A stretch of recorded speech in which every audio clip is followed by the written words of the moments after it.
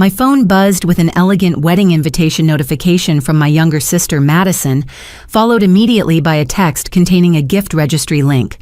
Opening it revealed not typical registry items, but 5 luxury demands: a downtown penthouse apartment worth $2.5 million, a Mercedes S-Class for $150,000, a Cartier jewelry set priced at $75,000, a year-long world cruise honeymoon costing $50,000, and the smallest option being $10,000 cash for miscellaneous expenses. The message ended with Madison's words that made my blood run cold. "Pick whichever speaks to your heart as my loving sister." I stared at that outrageous list while memories flooded back, painting a picture of how we'd gotten to this point. Madison came into this world 5 years after me, instantly becoming the center of attention in our modest suburban home. Everything changed when our mother passed away from cancer just after Madison's 10th birthday, leaving me at 15 to navigate grief while watching our father fall apart. Within 18 months, he'd remarried Catherine, a woman from his office who came from old money and had very specific ideas about how life should be lived. Catherine transformed our simple household into something unrecognizable, enrolling Madison in private schools and buying her designer clothes while barely acknowledging my existence. I became the ghost in my own home, eating dinner alone, while they attended country club events where Madison learned to expect luxury as her birthright. My father seemed relieved to let Catherine take charge, never noticing how she systematically erased any trace of our mother, or questioned why I spent more time at the library than at home. College became my escape route at 18, cobbling together scholarships and working 3 jobs to avoid asking for help I knew wouldn't come. Those early morning shifts at the campus coffee shop and late nights coding for startups taught me resilience Catherine's money never could. While Madison posted spring break photos from Cabo and complained about her BMW being the wrong shade of blue, I built my skills one exhausting day at a time. My tech consulting firm started in a cramped apartment with secondhand computers and more ambition than capital. 7 years of 16-hour days, failed pitches, and ramen dinners. Later, I'd built something substantial enough to employ 30 people and attract major clients. Success felt sweeter because I'd earned every cent without family connections or trust funds to fall back on. Madison must have noticed my LinkedIn updates and the tech magazine feature about young entrepreneurs to watch, because suddenly she remembered having a sister. Her engagement announcement 6 months ago marked the first time she'd contacted me in 2 years, and now this gift list made her intentions crystal clear. What I discovered next changed everything. My best friend Sarah, who worked in social media marketing, called that evening with concern in her voice. She'd stumbled across Madison's private Instagram where she'd been documenting her wedding planning for months. The post painted me as the villain in her fairy tale, the sister who abandoned the family to chase money and now refused to share my success. According to her creative narrative, I owed her for leaving her behind with a stepmother she claimed was difficult, conveniently forgetting how Catherine had showered her with everything she'd ever wanted. One particular post made my hands shake with anger. Madison had written a long caption about how families should support each other, how my success came from opportunities our family provided, and how this wedding gift was my chance to finally make amends for years of absence. The comments from her friends ranged from sympathy to outrage on her behalf, calling me selfish and heartless based on her carefully crafted lies. My decision to select the $10,000 cash option took less than a minute, though I knew it would unleash a storm. The first message arrived within an hour of my RSVP submission. Madison's text dripped with disbelief and disappointment. "Really, after everything our family did for you, you're choosing the cheapest option when we both know you could afford so much more." Before I could craft a response, my phone rang with my father's ringtone, a song my mother used to hum that he'd never changed. His voice carried that familiar weakness I'd heard so many times when he chose Catherine's comfort over standing up for what was right. "Catherine says you're being selfish with your success hoarding money, while your sister celebrates the most important day of her life." The accusations stung because they revealed how little he understood about my journey. Every dollar in my accounts represented nights I'd gone without sleep, deals I'd fought to close, and problems I'd solved without anyone to guide me. Yet here he was parroting Catherine's words, like a script, never once asking about my life or acknowledging what I'd overcome. By evening, my phone wouldn't stop buzzing with calls and texts from relatives I hadn't heard from in years. Aunt Beverly, who'd forgotten my birthday for a decade, suddenly remembered I existed long enough to lecture about family obligations. Cousin Marcus, who'd borrowed $5,000 for a failed restaurant venture and never paid it back, sent a lengthy message about supporting each other through life's milestones. Madison's manipulation reached new heights at her bridal brunch, an event I learned about through Facebook photos since my invitation had mysteriously gotten lost. She'd created an elaborate gift display with elegant cards, announcing each contribution, making sure everyone knew who'd given what. Where my name should have appeared sat an empty space with a small sign reading, "Pending," that might as well have been a scarlet letter. The photos showed her dabbing at fake tears, while her bridesmaids comforted her the perfect performance of a bride betrayed by family. Comments poured in, expressing shock at my absence and promising to make her day special, despite having such an unsupportive sister. Each notification felt like another twist of the knife she'd strategically placed between my ribs. Sarah called again that night with information that made everything click into place. Through her marketing connections, she'd learned Madison had hired a social media manager specifically to craft her online presence during wedding planning. Every post, every photo, every story was calculated to present her as the perfect bride overcoming family drama, building her following and sympathy simultaneously. The most disturbing revelation came from an unexpected source. Grace, my executive assistant, approached me privately after noticing my distraction during meetings. Her sister worked at the bank where I'd maintained my first savings account, the one I'd opened at 16 and forgotten to close. She'd overheard concerning activity involving that account and thought I should know. My hands trembled as I logged into the old account for the first time in years. Madison was listed as an authorized user, something I'd added during her freshman year when she'd called crying about textbook costs. I'd meant to remove her access after graduation, but lost track among building my business. The transaction history made my stomach drop. Small withdrawals scattered across 24 months told a story of systematic theft. 200 here, 500 there, amounts calculated to fly under the radar of someone who'd moved on to bigger accounts. The total reached $30,000 money I'd never noticed missing, but that Madison had used to fund the lifestyle she presented online. Sleep eluded me that night as I processed the depth of Madison's deception. At 2 a.m, my phone screen illuminated the darkness with another message from her. This time she'd abandoned any pretense of subtlety or sisterly affection. Her words cut straight to her real intentions. "I know what you're worth, Rhonda. The tech magazines might not publish exact numbers, but I have my sources. That little consulting firm of yours cleared 8 figures last year, and your personal assets are substantial enough to make my entire gift list a rounding error in your portfolio. Pick all 5 gifts, or don't bother showing up to my wedding. I deserve this after you left me behind with Catherine, after you built your success on the foundation our family provided, after you forgot where you came from." My fingers hovered over the keyboard, typing and deleting a dozen responses that ranged from rage to heartbreak. Each word I considered sending would only fuel her narrative of me as the bitter sister who valued money over family. Instead, I sent a single word that would change everything. Okay. The simplicity of my response must have confused her because she immediately started typing the 3 dots, appearing and disappearing repeatedly for several minutes. While she struggled to interpret my acquiescence, I opened my laptop and began the real work of understanding how deep this betrayal went.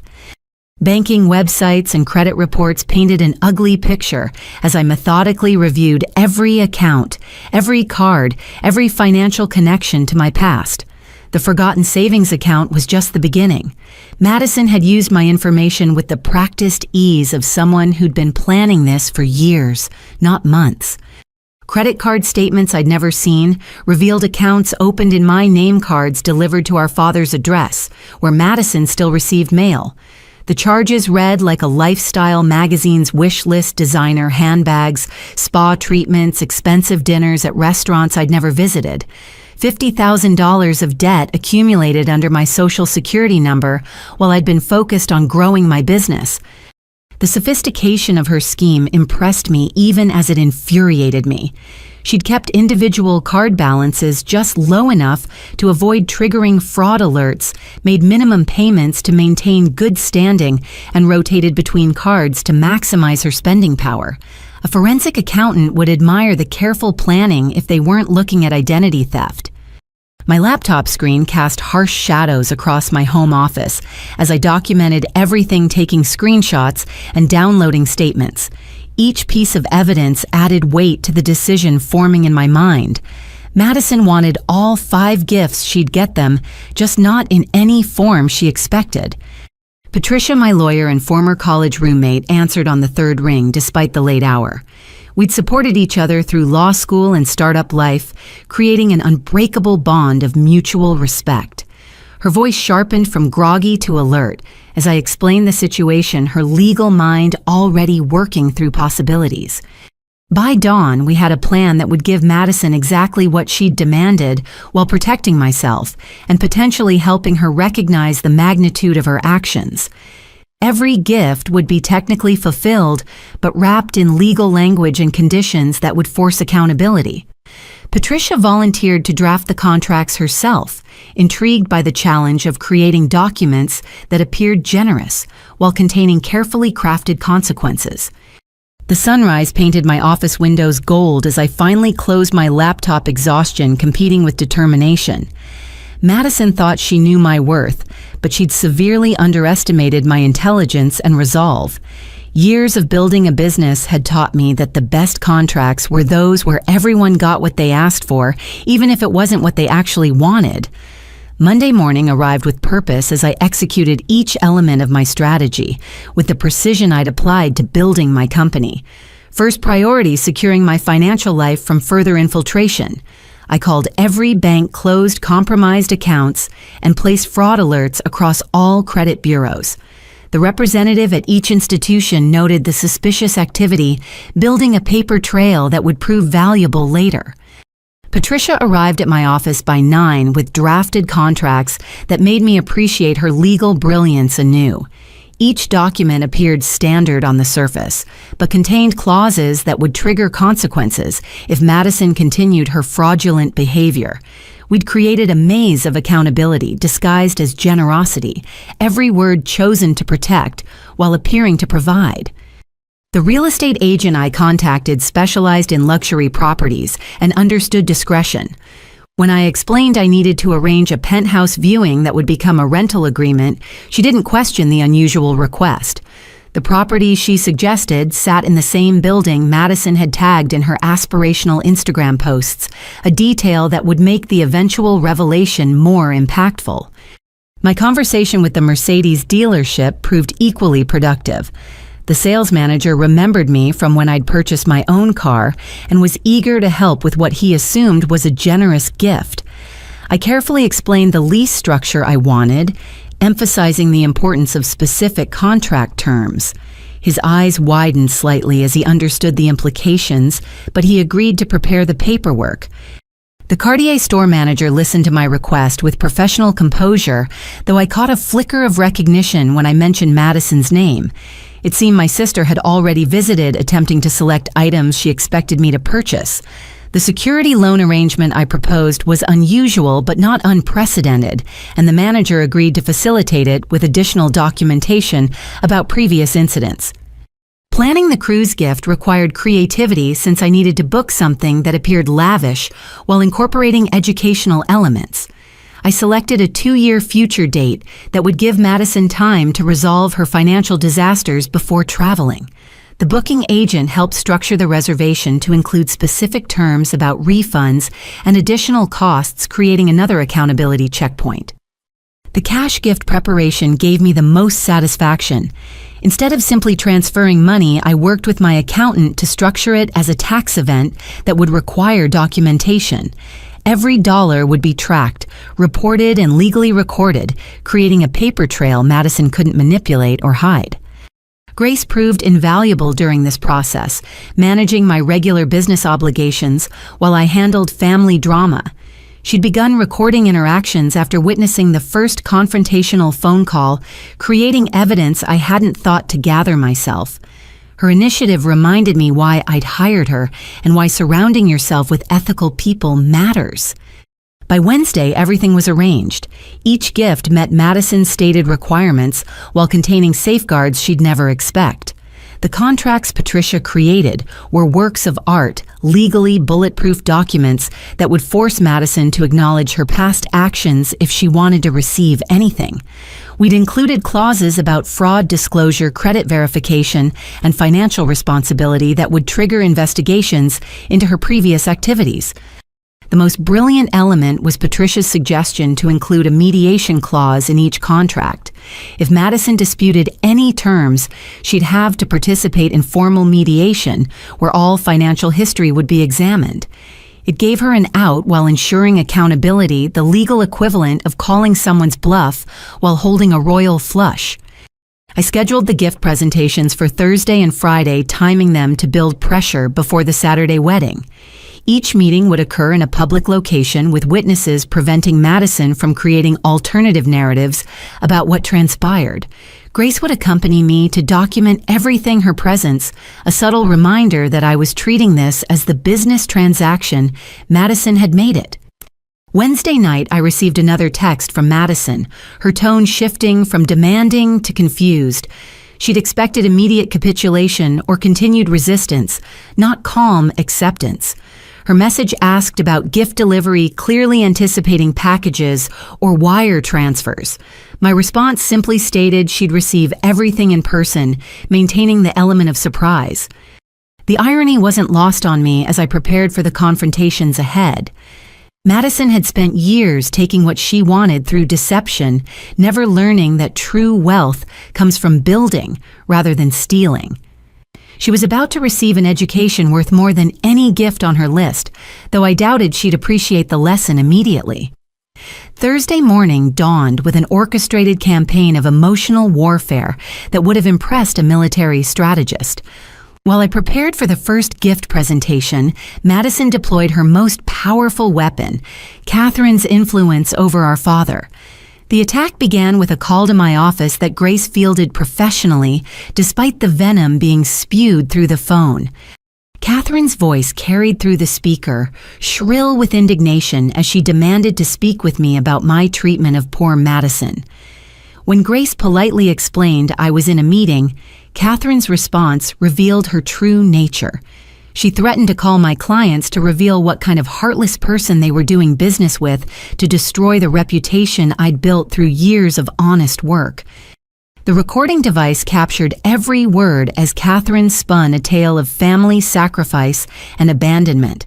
According to her revisionist history, they'd supported me through college, provided the foundation for my success, and received nothing but cold rejection in return.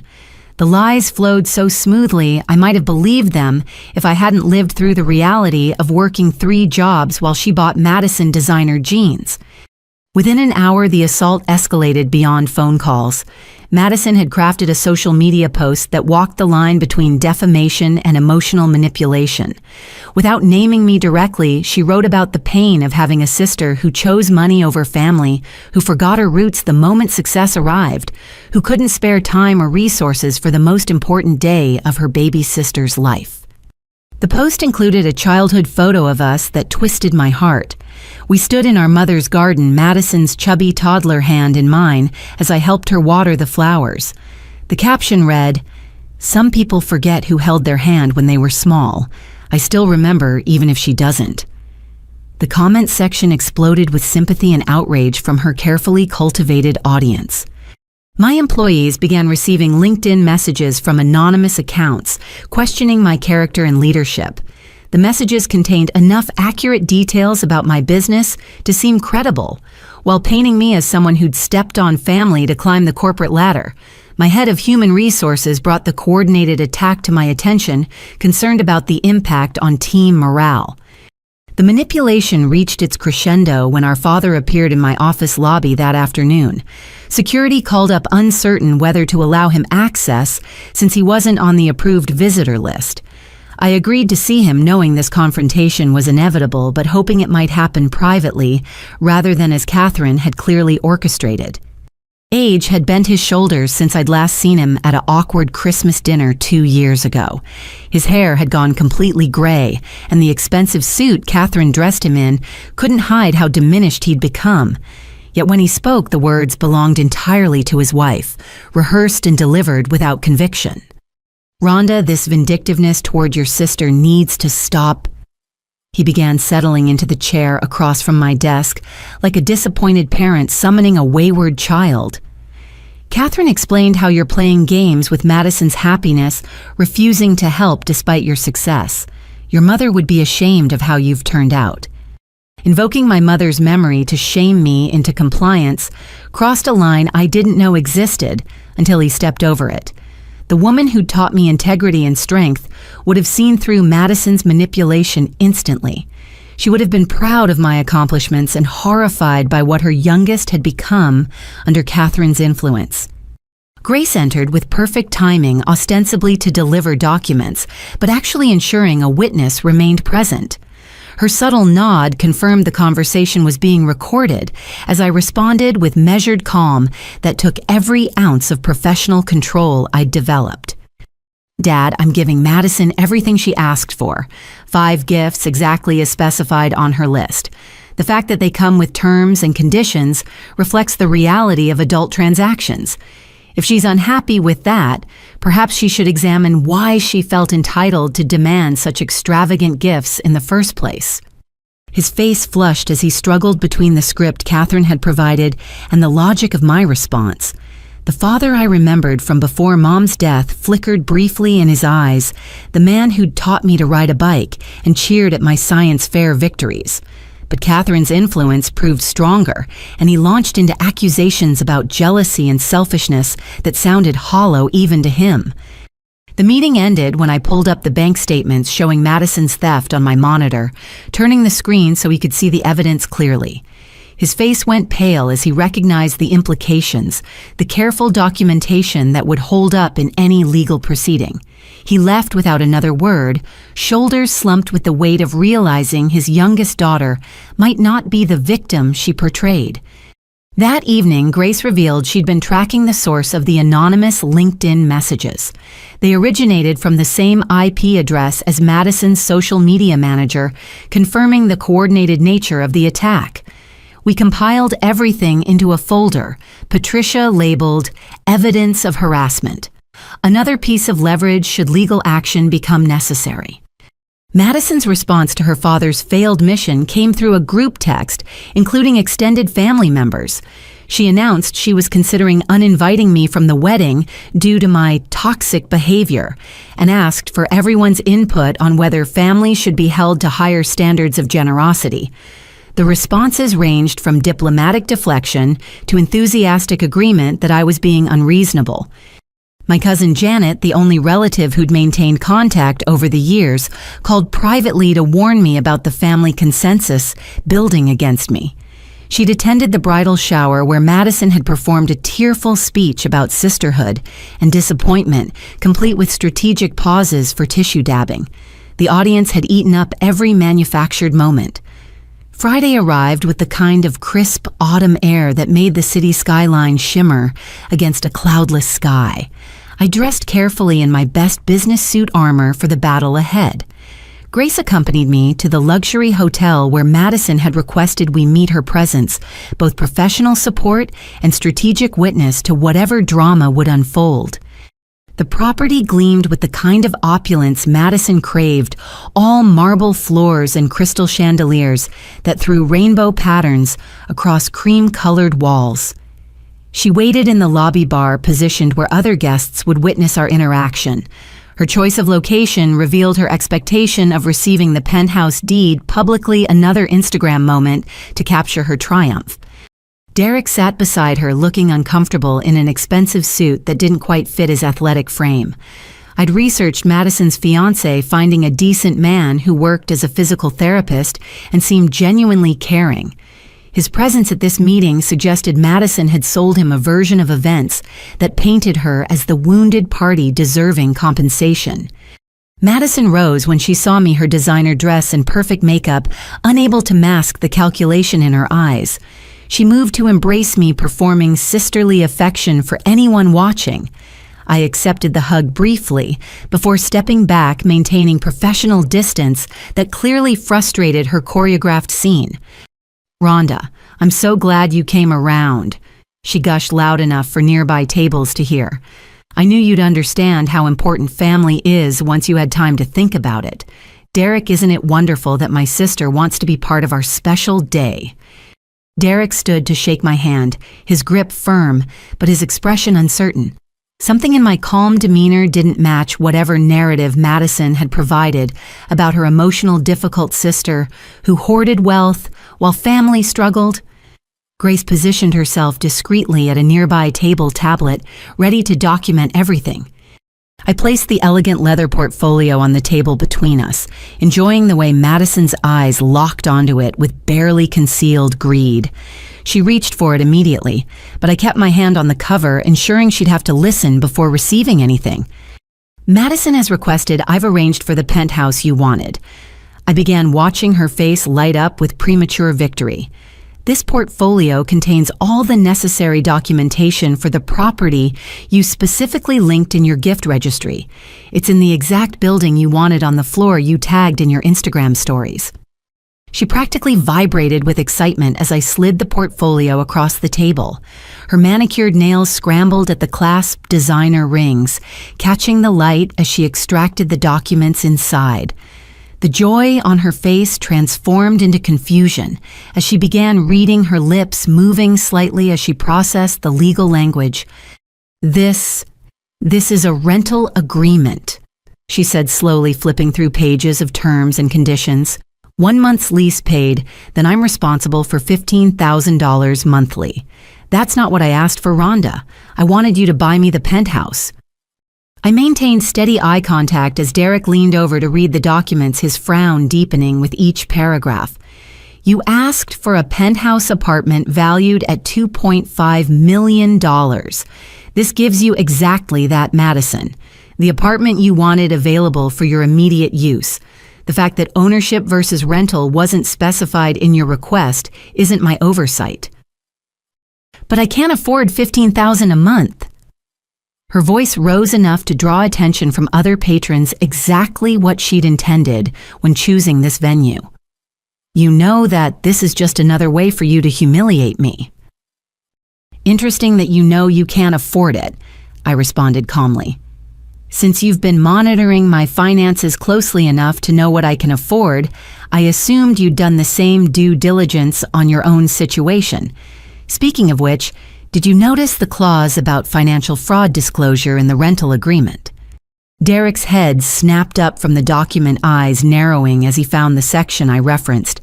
His voice carried the first hint of suspicion as he read aloud the requirement for the tenant to disclose any pending financial investigations or fraudulent activity.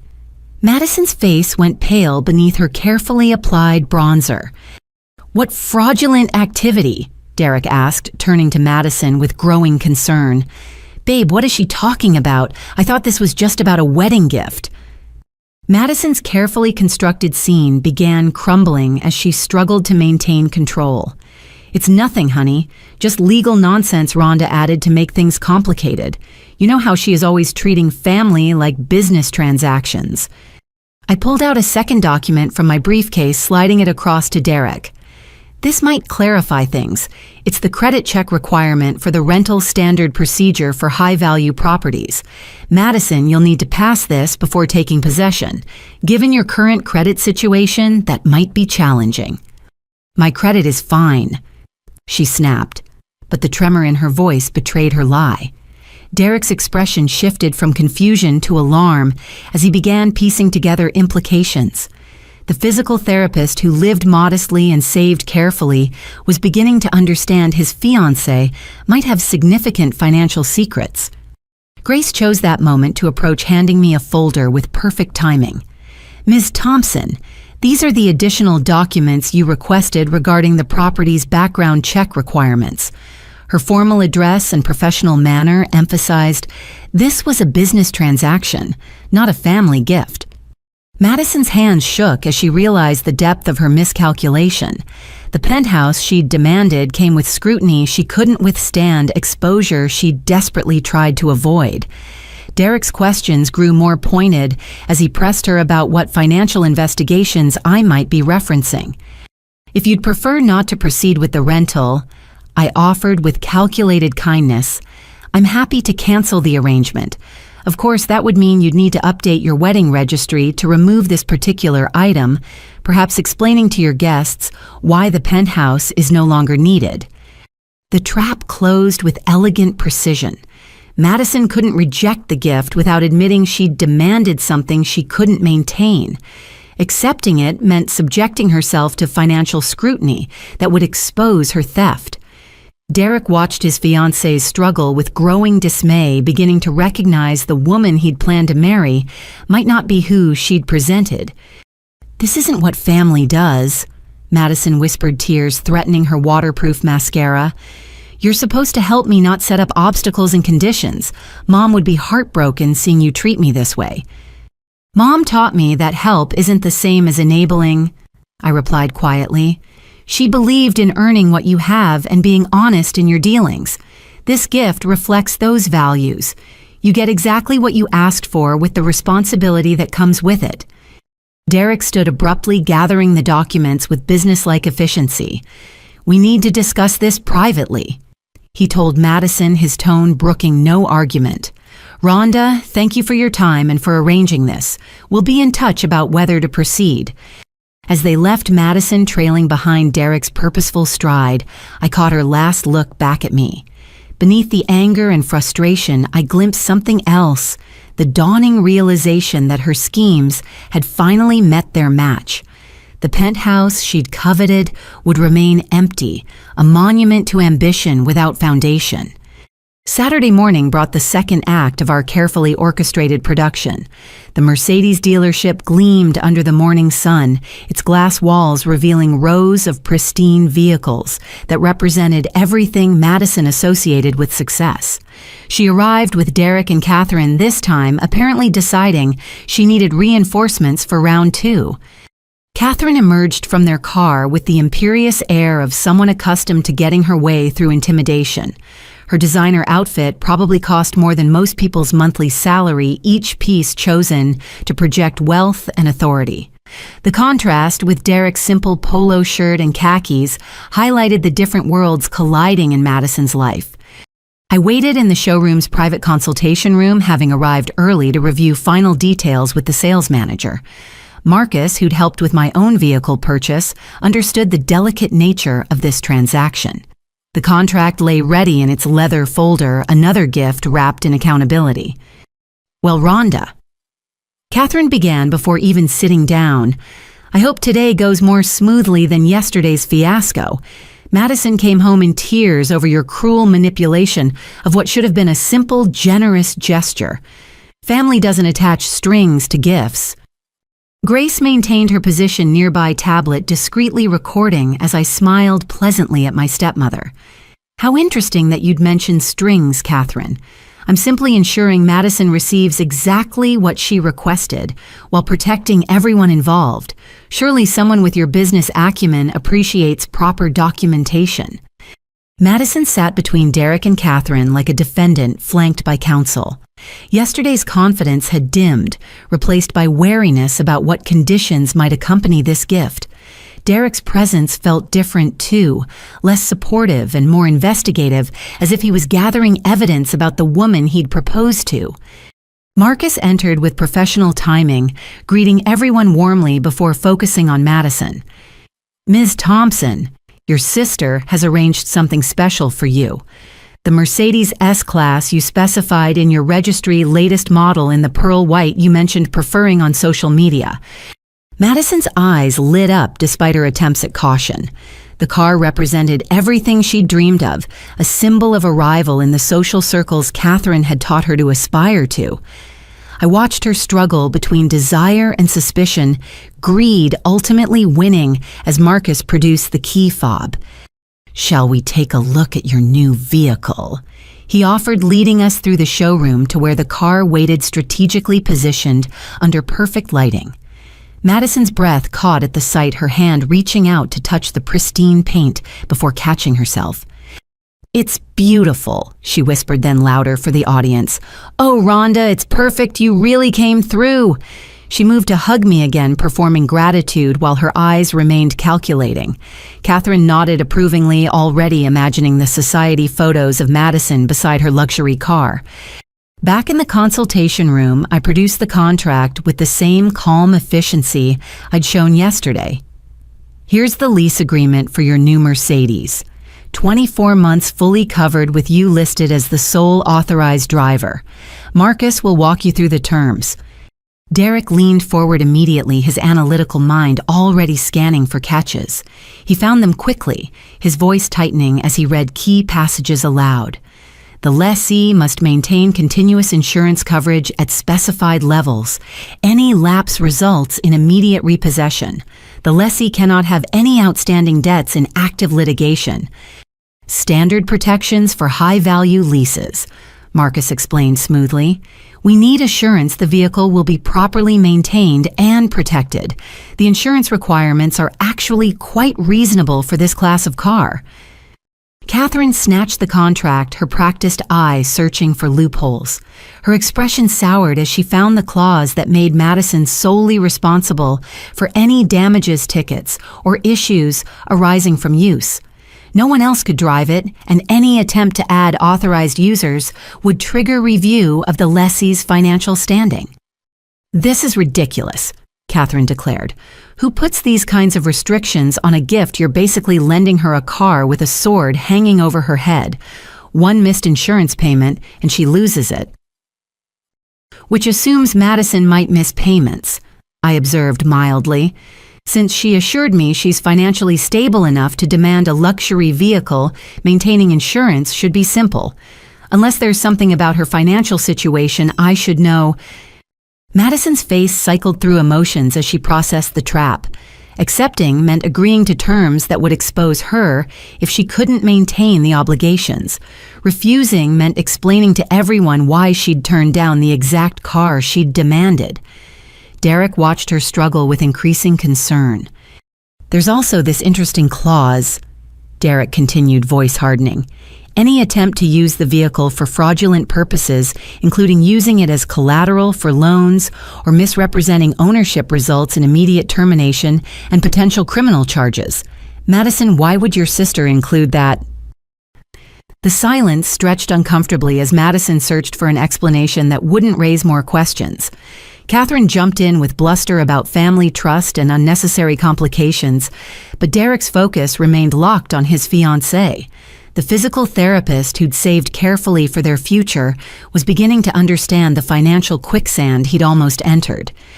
Marcus, maintaining professional discretion, offered to give them time to review the contract privately. As he stood to leave, he casually mentioned, "Ms. Thompson, there is one other matter. Our finance department flagged some concerns when we ran the standard checks. Something about previous attempts to use your sister's information for vehicle purchases." The blood drained from Madison's face as Derek's expression transformed from concern to shock. "You tried to buy cars using Rhonda's information. When how many times?" His questions came rapid fire as Madison stammered incomplete denials. Catherine attempted damage control, insisting it was all misunderstanding and miscommunication.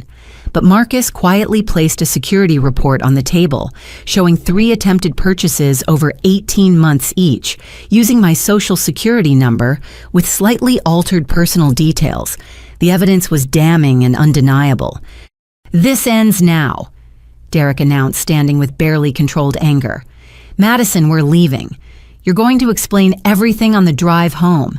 Everything, including why your sister felt the need to protect herself with these contracts."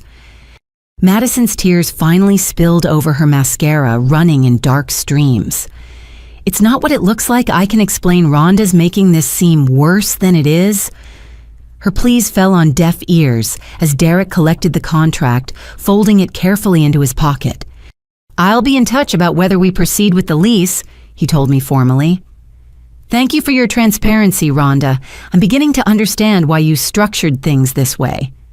His look toward Madison contained disappointment deep enough to drown in. As they filed out, Catherine supporting a sobbing Madison, while Derek walked separately, I felt no satisfaction in the revelation. Watching my sister's carefully constructed image crumble brought only sadness for the honest relationship we might have had if she'd chosen a different path. Marcus returned after seeing them out, shaking his head. "In my 20 years here, I've never seen anything quite like that." The young man seemed genuinely blindsided. "Think he'll still marry her?" I gathered my things, considering the question. That depends on whether Madison finally tells the truth or doubles down on deception. Either way, she's learning that luxury comes with a price tag beyond money. The Cartier boutique occupied a corner of the city's most exclusive shopping district, its windows displaying treasures that cost more than most annual salaries. I arrived to find Madison already there with Catherine, their heated discussion visible through the glass doors. No Derek this time, his absence speaking volumes about yesterday's revelations.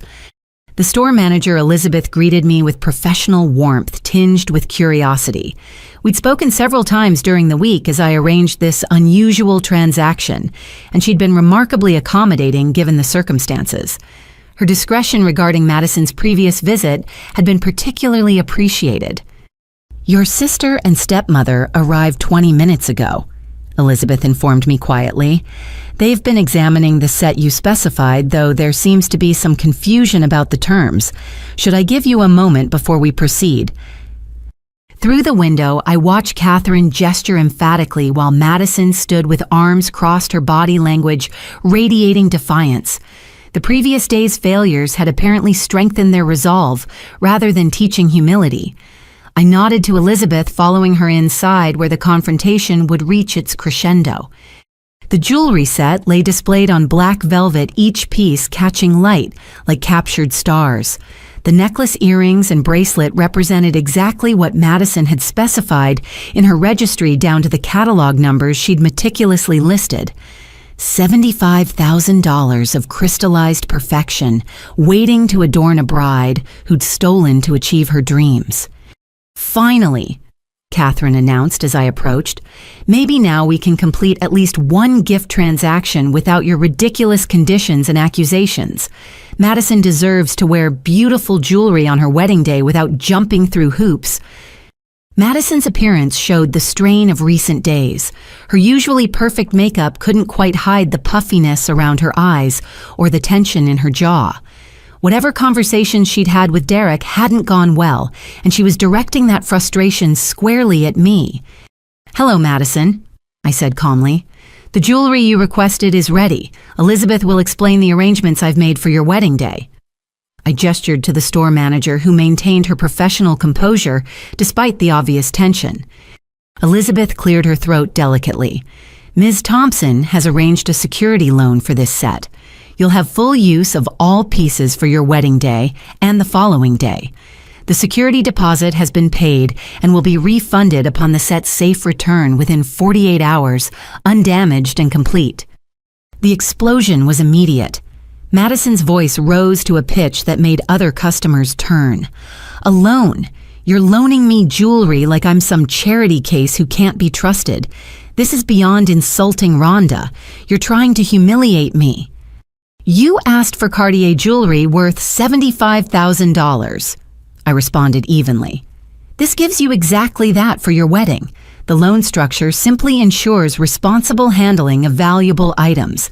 Many brides use borrowed jewelry for their weddings." Catherine's face flushed dangerously. "This is spite pure and simple. You have the money to buy this outright, but choose to make Madison feel small. What kind of sister does this? What kind of person takes joy in another's disappointment? Elizabeth intervened with practiced diplomacy. Perhaps I should mention that security loans are quite common for special occasions. Many of our clients prefer this option as it allows them to wear exceptional pieces without the long-term insurance obligations. But that's not what I wanted. Madison's control finally shattered completely. I wanted to own them, to have them as heirlooms to pass down to my children. You're giving me costume jewelry treatment when I asked for real gifts. Interesting perspective, I mused, considering your history with borrowing things that weren't offered. Elizabeth, perhaps you could share what happened during Madison's previous visits to the store. The manager's expression remained neutral, but her words cut precisely. We do have security footage from 6 months ago showing Ms. Madison Thompson attempting to make purchases using documentation that wasn't her own. Our fraud prevention team filed reports with the appropriate authorities. Catherine's mouth opened and closed soundlessly as Madison went white. The revelation that her theft extended beyond family into criminal territory clearly shocked even her enabling stepmother.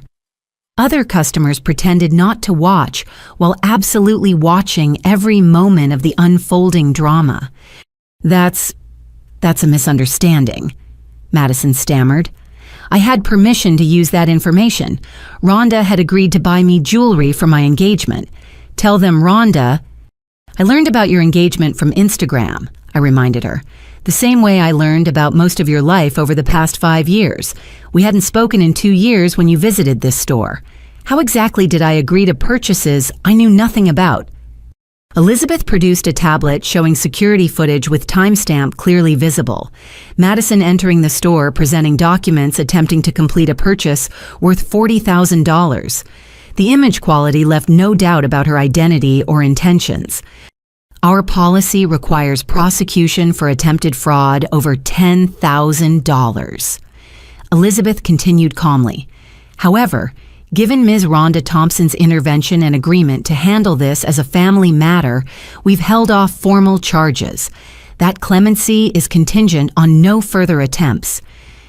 Catherine found her voice, though it lacked its usual authority. This is entrapment. You set this up to embarrass Madison. How dare you involve law enforcement threats in family gift-giving? I involved nothing, I corrected. Madison involved herself when she committed identity theft. The loan arrangement ensures she gets the jewelry she wants for her wedding while protecting the store's interests. Would you prefer I hadn't intervened and let charges proceed?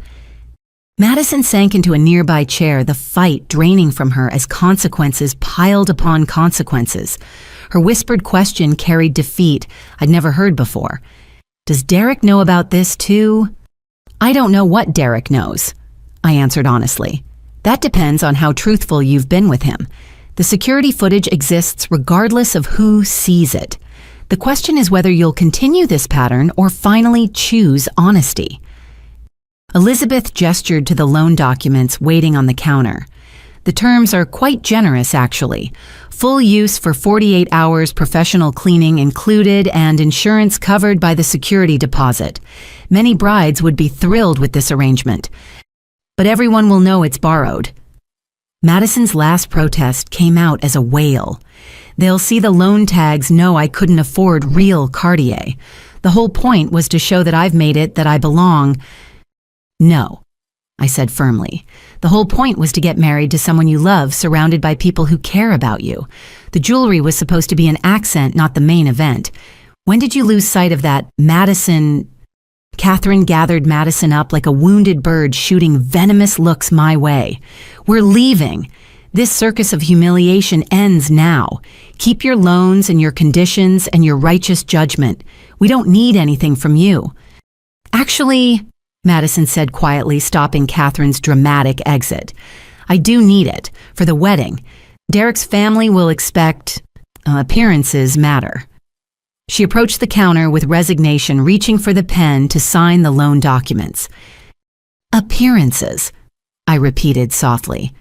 Is that really all that matters to you, even now, after everything that's crumbling around you? Madison's hand paused above the signature line. For a moment, the mask slipped, entirely revealing the frightened young woman beneath who'd built her entire identity on material possessions and social perception. "It's all I have left," she whispered. "If I don't have the appearance of success, who am I?" The question hung between us, unanswered and perhaps unanswerable in that moment.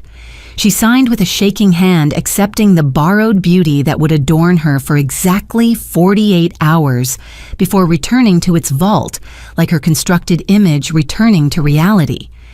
Elizabeth completed the transaction with professional efficiency, placing the jewelry in an elegant case with detailed return instructions.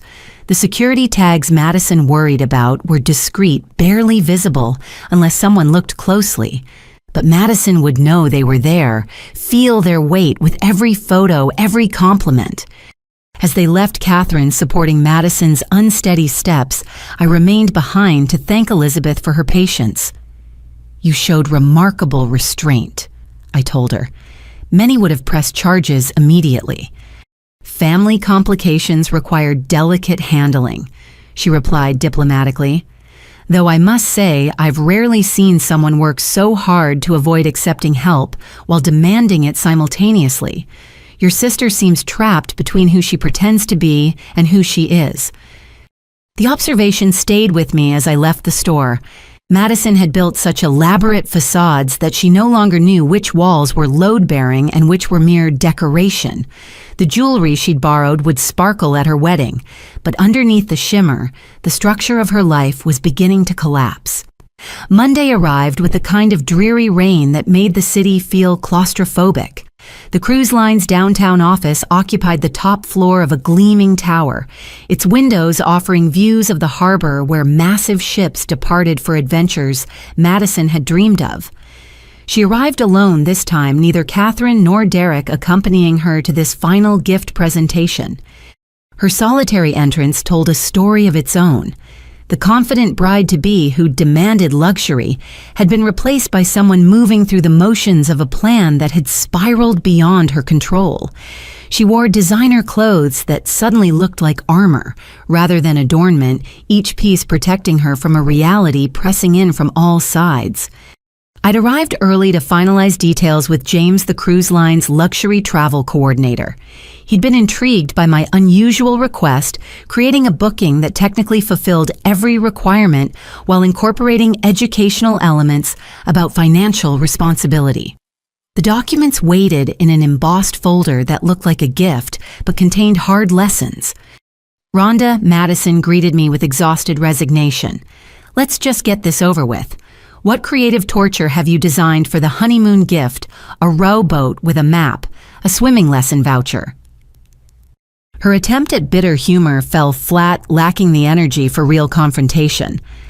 I gestured to the conference room where James waited with presentation materials about the cruise she'd specified. Even defeated, her eyes showed a flicker of interest at the glossy photos of exotic destinations. James launched into his presentation with professional enthusiasm, describing the world cruise in detail. "Your sister has arranged a remarkable journey, Ms. Thompson. 67 ports across 6 continents, luxury accommodations, all the amenities you specified in your registry. The Sapphire Suite on deck 15 with private balcony and butler service." Madison's facade cracked slightly, hope creeping back into her expression. "You actually booked it? The full world cruise?" She turned to me with genuine surprise. That's $50,000. You're giving me the full cruise?" "Every detail as you requested," I confirmed. "James, please explain the booking specifics so Madison understands exactly what she's receiving." The coordinator's smile remained fixed as he revealed the carefully structured terms. "The cruise is booked for departure in 2 years, giving you time to prepare for such an extensive journey. It's fully transferable to the dates you prefer within that window, subject to availability." 2 years. Madison's voice rose slightly. "But the wedding is this Saturday. We plan to leave next month." "Ah, yes, about that," James continued smoothly. "The booking is completely flexible, but there are some financial requirements. Port fees, taxes, and gratuities aren't included in the base price. Those total approximately $15,000 payable 30 days before departure. I watched Madison's face as she processed the mathematics. The gift she'd demanded came with a price tag she'd have to pay, just like the penthouse and car. Each present technically fulfilled her requirements while forcing accountability she'd spent years avoiding. There's also the matter of the booking being fully refundable. James added, but only to the original purchaser. So while you can use the cruise, any cancellation would process the refund to Ms. Rhonda Thompson. This protects the gift's value while ensuring its intended use. So I can't sell it, Madison said flatly. I can't convert it to cash or trade it for something else. I'm stuck with a cruise I can't afford to take for 2 years that you'll get back if I don't use it. You're not stuck with anything, I corrected gently. You have 2 years to save $15,000 for the trip of a lifetime. That's $625 a month, less than you spent on designer handbags last year using credit cards in my name. The reference to her theft made Madison flinch. How long are you going to hold that over my head? I made mistakes, okay? Is this your way of punishing me forever? James discreetly excused himself, sensing the conversation had moved beyond travel arrangements. Once alone, Madison slumped in her chair, the weight of accumulated consequences finally breaking through her defenses. Derek's family is asking questions, she admitted quietly. About the gifts, about our finances, about why you're structuring everything so strangely. His mother actually asked if I have a gambling problem or hidden debts. Can you imagine how humiliating that was? More or less humiliating than discovering your sister has been stealing from you for years, I asked without malice, or finding out she's committed credit fraud that could result in criminal charges. We all have our humiliations. Madison. She stared at the cruise brochures spread across the table, glossy promises of escape from the mess she'd created. He hasn't called off the wedding yet, but he made me show him everything. Every credit card, every loan, every financial mistake. Do you know what it's like to watch someone you love realize you're not who they thought? No, I admitted. But I know what it's like to realize someone you love isn't who you thought they were. It happened when I discovered my baby sister had become a thief who felt entitled to everything I'd earned. Tears finally came, not the dramatic production she'd performed before, but quiet drops of genuine remorse. I don't even know how it started. Catherine always said we deserved nice things that you owed us for leaving. She made it sound reasonable, like I was just claiming my share of family success. Catherine says many things I observed. But you're 27 years old, Madison. At some point, her voice became your choice. Every fraudulent purchase, every stolen withdrawal, every lie to Derek, those were your decisions. She wiped her eyes with tissues James had thoughtfully left. The wedding might not even happen now. Derek wants to postpone until we complete financial counseling. His family thinks I'm a gold digger. Your gifts just confirmed their suspicions. My gifts revealed the truth, I corrected. If Derek stays, it's because he sees something worth salvaging beneath the deception. If he leaves, it's because the foundation was lies. Either way, you'll know where you really stand. Madison gathered the cruise documents with shaking hands. 2 years. You really think I can change that much in 2 years? Save money, legitimately pay off debts, become someone who deserves a luxury cruise? I think you can become someone who doesn't need a luxury cruise to feel valuable, I replied.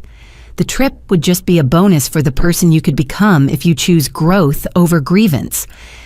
She stood to leave, looking smaller than when she'd arrived despite her designer heels. At the door, she turned back with one final question. If I change, if I really do the work and become better, will you ever forgive me? Madison Chiwa. I said gently, I'm giving you these gifts. I'm here despite everything. Forgiveness isn't the question. It's whether you'll forgive yourself enough to become who you're meant to be.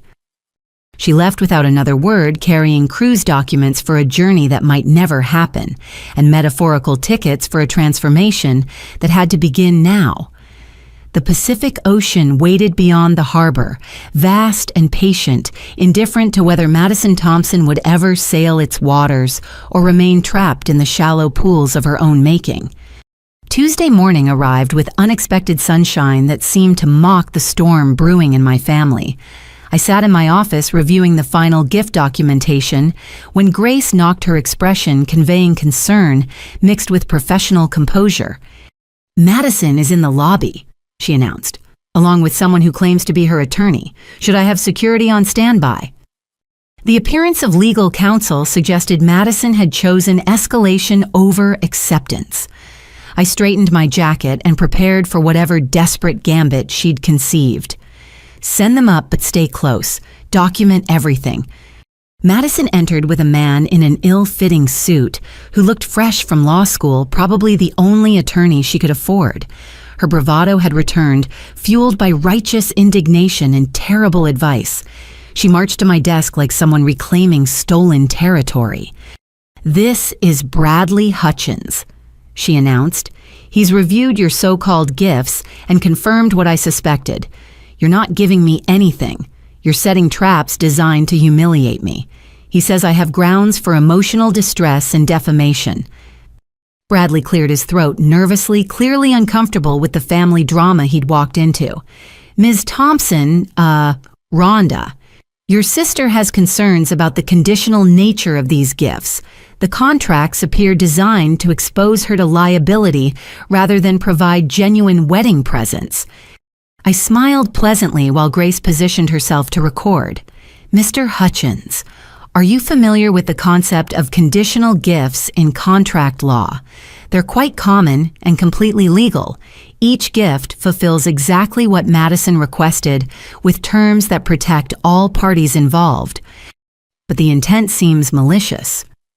He pressed, gaining confidence. "Forcing credit checks requiring financial disclosures, setting impossible conditions. These aren't acts of generosity, but deliberate obstacles." "Interesting perspective," I mused. "Tell me, did Madison explain why such protections might be necessary? Did she mention the $30,000 stolen from my accounts or the $50,000 in fraudulent credit cards opened in my name?" Bradley's face went pale as he turned to Madison. "You didn't mention any theft. You said this was about family jealousy and withholding rightful support." His voice carried the dismay of someone realizing they'd been manipulated into a losing position. Madison's mask slipped again, fury replacing calculation. "Those are unproven accusations. You have no evidence I took anything. This is just another way to paint me as the villain when you're the one hoarding wealth." I opened my desk drawer and removed a thick folder, placing it deliberately on the desk. "Unproven. This contains bank statements, credit reports, security footage, and fraud alerts spanning 2 years. Would you like your attorney to review the evidence before making more false claims?" Bradley reached for the folder with shaking hands, his expression growing more horrified with each page. Transaction histories, unauthorized access logs, forged signatures. The evidence painted an undeniable picture of systematic theft. He closed the folder carefully, like it might explode. "Madison, we need to discuss this privately," he said urgently. "This documentation could support serious criminal charges. Continuing this confrontation would be inadvisable." The young lawyer was clearly reconsidering his involvement in what he'd thought was simple family drama. "You're supposed to be on my side," Madison shrieked. "I'm paying you to get what I deserve, not to lecture me about evidence." Her composure shattered completely, revealing the desperate woman beneath who'd run out of schemes. "Speaking of what you deserve," I interjected calmly, "I have your final gift ready. The $10,000 cash you requested, prepared exactly as legally required." I produced the cashier's check with flourish, savoring the moment of revelation. Madison reached eagerly before freezing at the payee line Internal Revenue Service. The memo line read clearly, "Gift tax payment for Madison Thompson, donor Rhonda Thompson." Her face cycled through confusion, understanding, and rage in seconds. "This is a tax payment," she screamed. "You're giving my money to the IRS. This isn't a gift, it's spite, pure vindictive spite. She waved the check like evidence of my cruelty performing for an audience of two increasingly uncomfortable witnesses. It's exactly what you asked for, I explained patiently. $10,000 in your name, handling the tax obligations that come with substantial cash gifts. Unless you'd prefer I didn't declare it adding tax evasion to your growing list of financial crimes. Bradley stood abruptly, distancing himself physically and professionally. I can't continue representing you, Madison. This situation involves potential criminal liability I wasn't informed about. I'd advise you to seek counsel experienced in fraud defense. You can't just abandon me. Madison turned on him with desperation. I'll sue you too. I'll sue everyone. This is conspiracy, entrapment, family abuse. Her threats rang hollow, the final gasps of someone who'd weaponized victimhood until the weapon turned on her. Grace stepped forward diplomatically. Perhaps we should take a break. Emotions are running high, and making threats in front of witnesses isn't advisable. Her tone suggested security was moments away if needed. Madison collapsed into a chair, the fight draining from her like air from a punctured balloon. The wedding is in 4 days, she said to no one in particular. 4 days and I have nothing. No real gifts, no money for vendors, no brother-in-law who trusts me.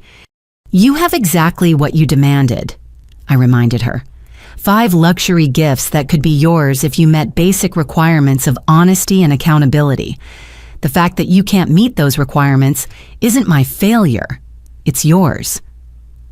Derek wants to call it off, she admitted quietly. His family hired a private investigator after the car dealership incident. They know everything now about the theft, the lies, the debt. They're threatening to boycott if he goes through with it. Bradley edged toward the door, clearly desperate to escape. I'll send a formal withdrawal of representation, he muttered before fleeing. His rapid exit left Madison truly alone, abandoned by even hired support. Everyone leaves, she whispered. First you, then Dad chose Catherine over us, now Derek and his family. Even lawyers won't stay. Maybe I deserve to be alone. Self-pity won't solve your problems, I said firmly. You're not alone because people abandon you. You're alone because you've betrayed everyone who tried to love you. There's a difference between being left and driving people away. Madison looked at the check again, resignation replacing rage. What am I supposed to do with this? Frame it as a monument to my failures. Show it to wedding guests as proof my sister hates me. You could deposit it and use the tax savings for financial counseling, I suggested, or therapy to understand why you felt entitled to steal, or as the first payment toward restitution. The choice, as always, is yours. She stood slowly, aging years in moments. The wedding venue wants final payment by tomorrow. The caterer is threatening to cancel. The photographer already has. This check won't cover a fraction of what I owe. Then perhaps a small ceremony is more appropriate, I offered. If Derek still wants to marry you, knowing the truth, that's what matters. Not the venue or vendors or luxury gifts. Madison laughed bitterly. A small ceremony. From the society wedding of the season to a courthouse quickie. Catherine will be mortified. Actually, that might be the only silver lining in this disaster. She took the check with steady hands, accepting the final gift that came wrapped in accountability, rather than indulgence. At the door, she paused without turning back. For what it's worth, I know you're trying to help in your twisted way, making me face consequences instead of enabling the fantasy. Derek said the same thing, that you're showing tough love. Love without truth isn't love, I replied. It's just comfortable lying. I hope someday you understand the difference. She left carrying a check that represented more than money. It was a symbol of choosing reality over illusion, consequences over comfort. Whether she'd cash it or keep it as a reminder remained to be seen. Saturday arrived with the kind of perfect weather that seemed to mock the chaos about to unfold. The Riverside Country Club had been transformed into Madison's vision of elegant excess, though I wondered how many vendors remained unpaid behind the beautiful facade. I arrived to find the parking lot surprisingly empty for a society wedding scheduled to begin in 2 hours. Grace accompanied me both as moral support and witness to whatever drama would unfold. We'd barely entered when Catherine appeared, her usually perfect appearance, showing cracks of strain. "This is your fault," she hissed without preamble. "Madison is locked in the bridal suite, Derek's family is demanding to see contracts, and vendors are refusing to work without payment. Your little stunt with those conditional gifts created this disaster." "My gifts created transparency," I corrected. "What anyone does with truth is their choice. Where's Derek? And more importantly, where's Dad?" Catherine's face tightened. "Your father is trying to negotiate with vendors. As for Derek, he's in the groom's suite with his parents and someone they describe as a forensic accountant. They're treating this wedding like a financial audit." Before I could respond, a catering manager approached with barely contained panic. "Mrs. Wellington, we need payment now or we're leaving. The check you provided yesterday was returned for insufficient funds." Catherine's attempt at imperious dismissal failed against the manager's determination. More vendors appeared, forming an impromptu collection committee in the elegant foyer. The florist mentioned unpaid invoices, the band leader wanted his deposit, and the photographer's assistant came to collect equipment since her boss refused to work without payment. I watched the carefully constructed fantasy crumble in real time. Each vendor's demand stripped away another layer of pretense, revealing the hollow foundation beneath Madison's dream wedding. Catherine's credit cards were maxed, her bluster unable to purchase what money couldn't cover. "Perhaps I should talk to Madison," I suggested, moving toward the staircase. Catherine grabbed my arm with surprising strength, her manicured nails digging in like talons. "Haven't you done enough? She's destroyed because of you. This should have been her perfect day, and you turned it into a circus of humiliation." "I offered her 5 gifts," I reminded Catherine, removing her hand firmly. "She couldn't accept them because they required honesty. That's not my failure, it's hers, and yours for teaching her that appearance matters more than integrity." The bridal suite door was locked, but Madison's voice carried through. "Go away, I'm not coming out until this nightmare ends." Her words slurred slightly, suggesting she'd found liquid courage in champagne meant for toasting. "Madison, it's Rhonda. Let me in. We need to talk about solutions, not problems." "Solutions." Her laugh held hysteria's edge. "The solution is for everyone to leave me alone. Derek's family hates me. The vendors want money I don't have, and you're probably here to gloat about being right." Through the door, I heard movement and whispers. Madison wasn't alone. I knocked again, more insistently. "Who's in there with you?" "Open this door now." The lock clicked, and the door opened to reveal not just Madison, but 3 of her bridesmaids, all in various stages of distress. Madison sat at the vanity in her wedding dress, a $10,000 creation that looked like spun moonlight and broken dreams. "We're trying to help," one bridesmaid explained nervously, "but she won't let us. She keeps talking about running away, starting over somewhere else." Madison turned to me with eyes that held more clarity than I'd expected. "It's all falling apart exactly like you knew it would. Are you satisfied? Is this what you wanted? To see me humiliated on what should be the happiest day of my life?" "I wanted you to have a real wedding based on truth," I replied. "With a man who knows and accepts who you really are, not who you pretend to be. Is Derek still here?" "His parents are probably convincing him to run," she said bitterly. "They brought a forensic accountant, Rhonda, to my wedding. Who does that?" "People protecting their son from potential financial ruin," I answered honestly, "the same way I protected myself with those gift contracts. The difference is Derek might stay despite the truth. Will you let him—" Before she could answer, commotion erupted downstairs. Raised voices, including one I recognized as Derek's father, carried up clearly. "We will not let our son marry a criminal. The evidence is clear. Theft, fraud, deception at every level." Madison stood abruptly, champagne flute crashing to the floor. "I need to stop this. They can't cancel my wedding." She rushed past me, wedding dress, rustling like angry whispers, leaving her bridesmaids scrambling to follow. The scene downstairs resembled a corporate meeting more than a wedding. Derek's family had commandeered the main parlor documents spread across tables meant for gift displays. The forensic accountant was explaining findings to a growing audience, while vendors hovered nearby hoping for payment resolution. "Stop!" Madison's voice cut through the chaos. "This is my wedding day. You can't turn it into some kind of criminal investigation." Derek emerged from behind his parents, his tuxedo impeccable, but his expression tortured. "Madison, they're just trying to protect us. The debt load, the fraud, the systematic theft. We need to address it before making a lifetime commitment." "Address it." Madison's voice rose. "By humiliating me in front of everyone, by treating our love like a business transaction requiring due diligence." "You treated it like a transaction first," Derek replied quietly. "When you demanded those gifts from Rhonda, when you lied about our finances, when you built our relationship on deception. I'm trying to find something real beneath all the lies." The crowd grew as more guests arrived to find drama instead of nuptials. Catherine attempted damage control, but her own financial secrets were being exposed by the accountant's thorough review. It seemed Madison had learned her deceptive habits from an expert. "I did it for us," Madison pleaded. "To give us the life we deserve, the wedding of our dreams, the future you promised." "I promised a future to someone I thought I knew," Derek said sadly.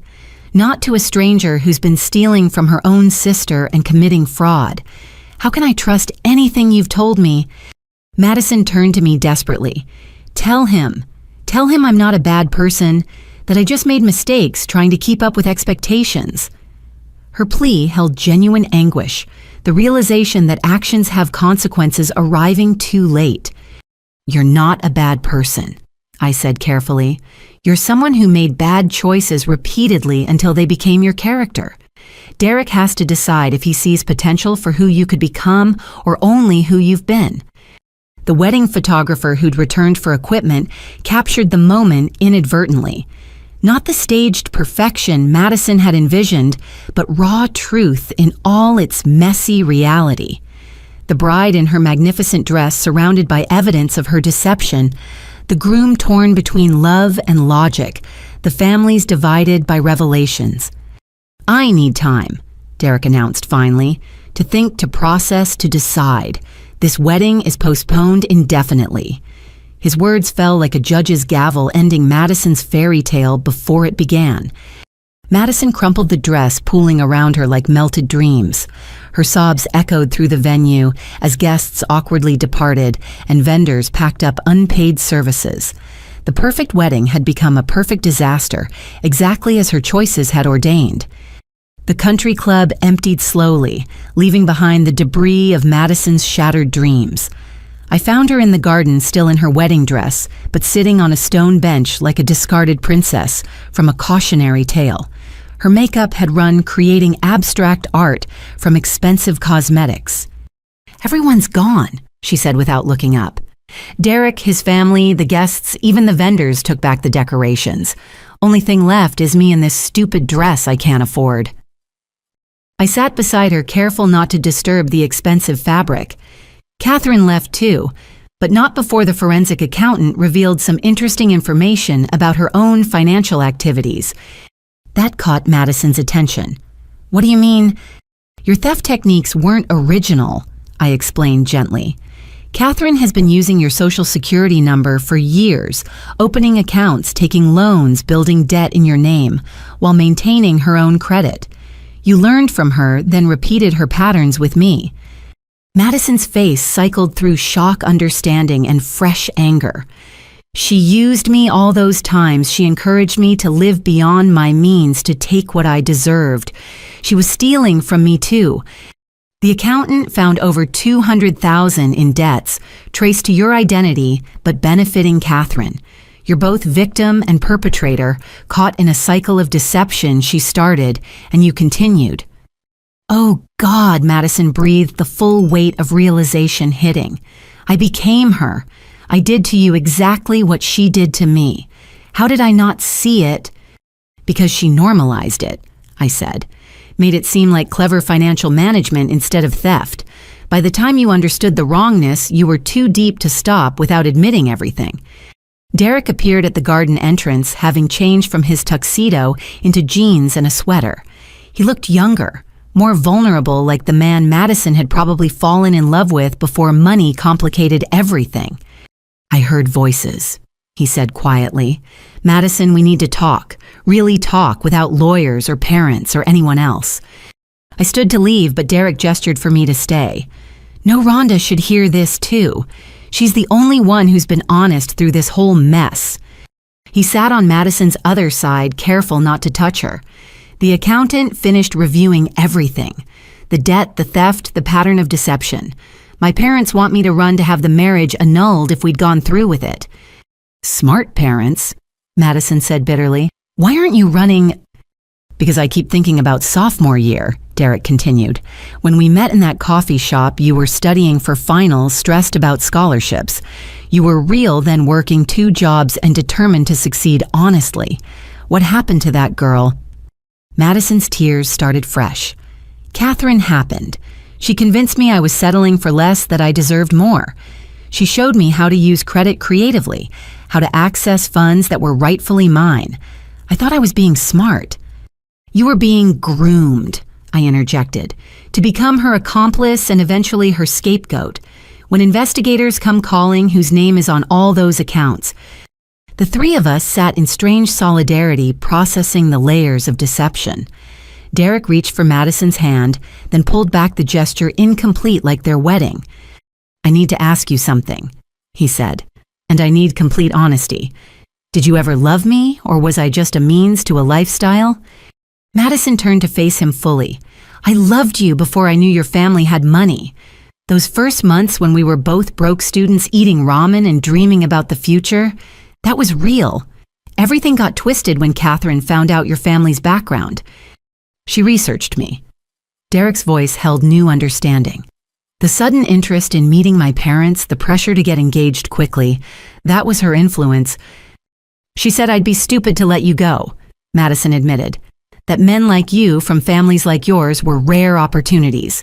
She made love sound like a business merger requiring strategic planning. I watched Derek process this information, seeing him recalculate everything through a new lens. So when you demanded those gifts from Rhonda, Catherine scripted it, Madison confessed. Said Rhonda owed me for abandoning the family, that the wedding was my chance to claim my share. She even suggested the specific amounts based on her estimation of Rhonda's worth. But you executed it, I reminded gently. Catherine might have provided the playbook, but you chose to run the plays. At some point, her voice became your choices. Madison nodded miserably. I know. Sitting here in this dress I can't pay for at a venue that's suing us after losing the only man who ever really loved me. I know exactly how much my choices cost. Derek stood pacing the small garden. My parents are right that marrying you now would be financial suicide. You have massive debt potential, criminal charges, and learned behaviors that could destroy our future. I understand, Madison whispered. I don't blame you for walking away. But I'm not my parents, Derek continued. I became a physical therapist because I believe in rehabilitation and helping people rebuild after devastating injuries. Maybe financial injury isn't that different. Hope flickered in Madison's eyes before Derek raised a hand. I'm not saying yes to marriage. I'm saying yes to possibility. If you're willing to do the work, real work, not just promises. What kind of work? Madison asked eagerly. Full financial disclosure to authorities, Derek listed. Testifying against Catherine if necessary. Bankruptcy proceedings to address the debt. Financial counseling and therapy to break the patterns. And restitution to Rhonda, even if it takes years. All of that just for a chance. Madison's voice held wonder and fear equally. All of that to become someone worth taking a chance on, Derek corrected. The girl from the coffee shop is still in there somewhere. I'm willing to wait while you find her again. Madison stood wedding dress, grass-stained and irrelevant. Rhonda, I know I have no right to ask, but would you help? Not financially, but with figuring out how to untangle this mess. I considered my sister finally seeing her clearly. Not the entitled princess demanding gifts or the sophisticated thief stealing my identity, but a lost young woman who'd been manipulated into becoming a weapon against herself. "I'll help," I agreed, "but only if you're genuinely committed to change. No more lies, no more schemes, no more shortcuts. The path back to integrity is long and difficult." "What about Catherine?" Madison asked. "She's still out there, probably planning her next move." "Let me handle Catherine," I said firmly. "Her time manipulating this family is over. Focus on your own redemption." Derek reached out, finally completing the gesture by taking Madison's hand. "We'll start with honesty. Complete, painful, necessary honesty. Then we'll rebuild from whatever foundation remains." As we walked back through the abandoned reception hall past empty chairs and wilted flowers, I saw a possibility in the wreckage. Sometimes destruction is necessary for reconstruction. Madison's fairy tale wedding had died, but perhaps something more real could grow from its ashes. The gifts I'd given hadn't been what she wanted, but they'd revealed what she needed: truth, accountability, and the chance to choose differently. Whether she'd accept these harder gifts remained to be seen, but for the first time she seemed ready to try. 2 weeks after the wedding disaster, I sat in my attorney Patricia's office, reviewing documents that would reshape my family's future. Madison sat beside me, having traded designer clothes for simple, practical outfits that reflected her new reality. Derek accompanied her, their relationship tentative, but working towards something genuine. "The forensic analysis is complete," Patricia announced, spreading papers across her conference table. "Catherine Wellington has been conducting systematic financial fraud for over a decade, using Madison's identity as her primary vehicle. The pattern is sophisticated and deliberate." Madison studied the evidence of her exploitation with growing anger replacing her initial shock. "She opened accounts when I was 17. I was still in high school, trusting her to guide me, and she was destroying my credit before I understood what credit was. The total damages exceed $400,000, Patricia continued. "Between loans, credit cards, and investment fraud, she's built an empire on your social security number. The good news is this provides significant leverage for criminal charges." "What about Dad?" Madison asked quietly. "Is he implicated in any of this?" Patricia shook her head. "Your father appears genuinely ignorant of Catherine's activities. His name appears on some joint accounts, but the fraudulent ones are all in Madison's name. Catherine kept him in the dark while keeping him comfortable. I felt unexpected sympathy for our father. He'd chosen comfort over his daughters, but hadn't known the true cost of that choice. Where is he now?" "Staying with his brother in Michigan," Derek supplied.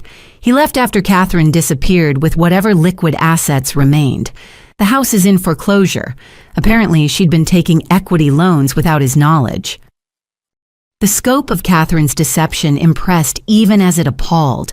She'd built a house of cards reaching dangerous heights, using Madison as unwitting support beam. When I'd exposed Madison's theft, I'd inadvertently triggered the collapse of Catherine's broader scheme.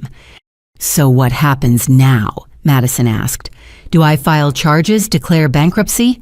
How do I separate my crimes from hers?" Patricia smiled slightly.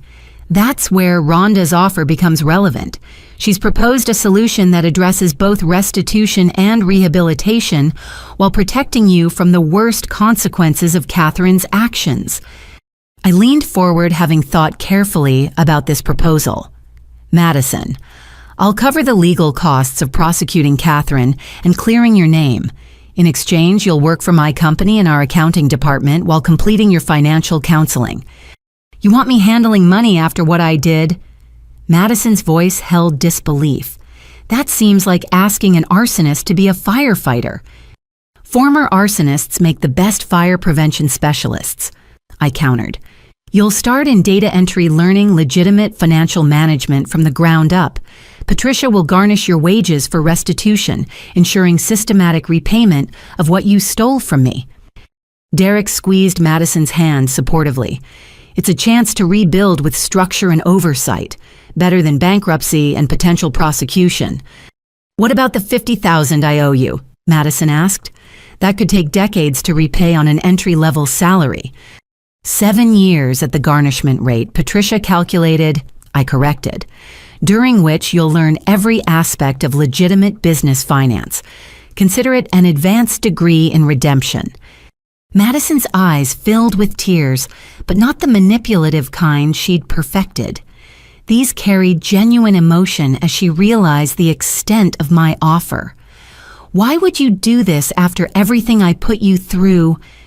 Because you're my sister, I said simply, and because Catherine stole more than money from both of us. She stole our relationship, our trust, our family. I want to rebuild what she destroyed. Patricia produced employment contracts and restitution agreements. Everything is structured to protect both parties. Madison gains employment and protection from prosecution. Rhonda receives systematic repayment and an employee with unique insight into financial fraud. What about Catherine? Derek asked. She's still out there somewhere with stolen funds. The FBI is now involved, Patricia revealed with satisfaction. Crossing state lines with fraudulent funds triggered federal jurisdiction. They're very interested in her patterns, especially since similar cases have emerged in 3 other states. Madison signed the documents with steady hands, each signature representing commitment to change. When do I start? Monday, I replied. Grace will orient you to our systems and policies. You'll find our approach to financial management quite different from Catherine's lessons. As we prepared to leave, Madison surprised me with an unexpected hug. Not the performative embraces of before, but something genuine and grateful. I know I don't deserve this chance, but I won't waste it. Deserve is a complicated word, I reflected. We rarely get what we deserve, good or bad. We get opportunities to choose better. That's what this is, an opportunity. Derek shook my hand formally. Thank you for seeing potential where others see only problems. Madison's lucky to have a sister who believes in redemption. We're all capable of redemption, I replied, but it requires facing truth, accepting consequences, and doing the hard work of change. Madison's just beginning that journey. Over the following weeks, Madison threw herself into her new role with determination that reminded me of my own early career.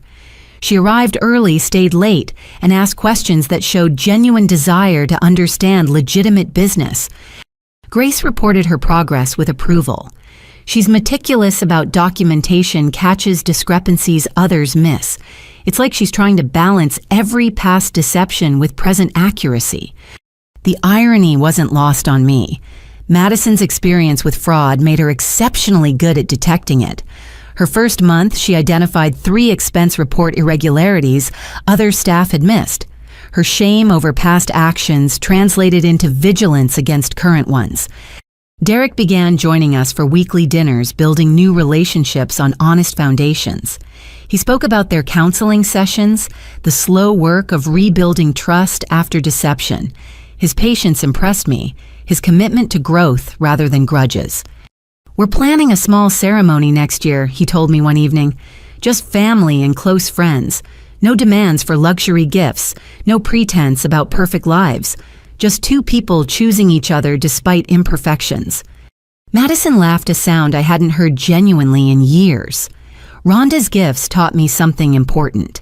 The things you demand rarely bring happiness, but the things you earn through effort and honesty, those have real value.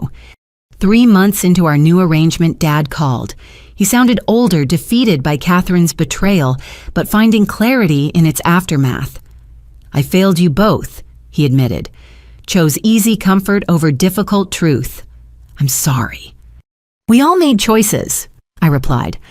The question now is what we choose next. You're welcome to visit if you're ready to rebuild honestly.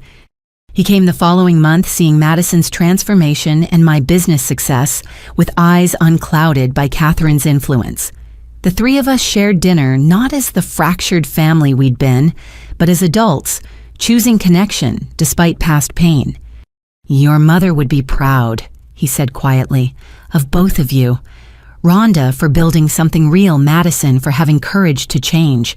She believed in redemption, said everyone deserved second chances. Madison reached across the table, taking his hand in mine. Maybe that's the real gift. Not penthouses or cars or jewelry, but chances to choose better. Opportunities to become who we're meant to be. 1 year later, I stood in a simple garden venue watching Madison exchange vows with Derek. No designer dress this time. She wore our mother's wedding gown, carefully altered and restored. The guest list included only those who'd supported their journey toward truth, a small group that valued authenticity over appearance. Dad walked Madison down the aisle with quiet dignity, having spent the year rebuilding his own life after Catherine's deception. He'd sold the house, moved to a modest apartment, and started volunteering at a financial literacy nonprofit. His transformation paralleled Madison's, both learning to live within truth rather than illusion. Derek's parents attended cautiously, their initial skepticism softened by witnessing Madison's genuine change.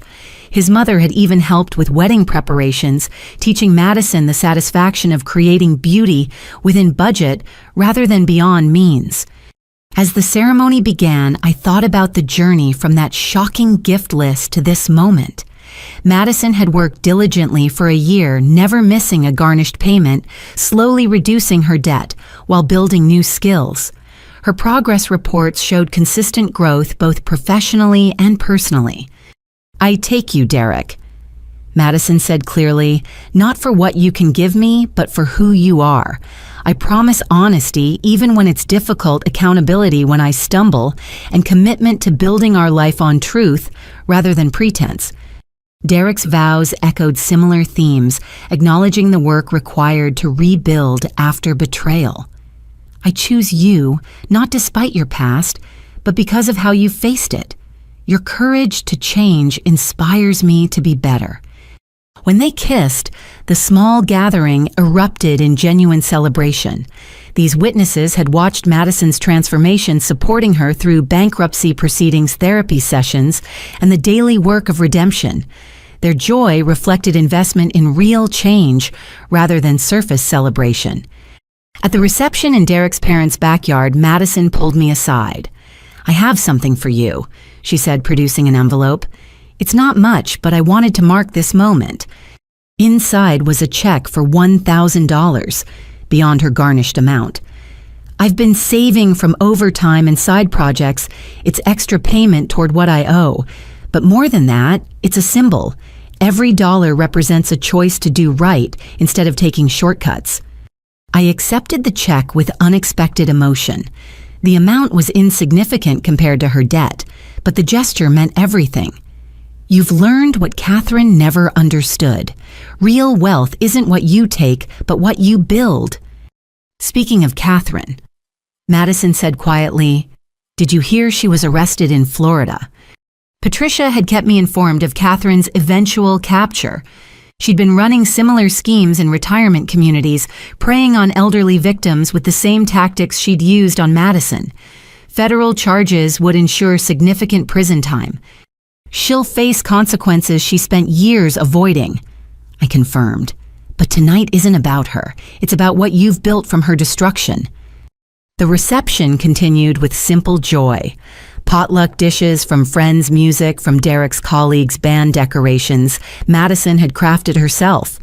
Everything opposite of the lavish affair she'd once demanded, yet infinitely more meaningful.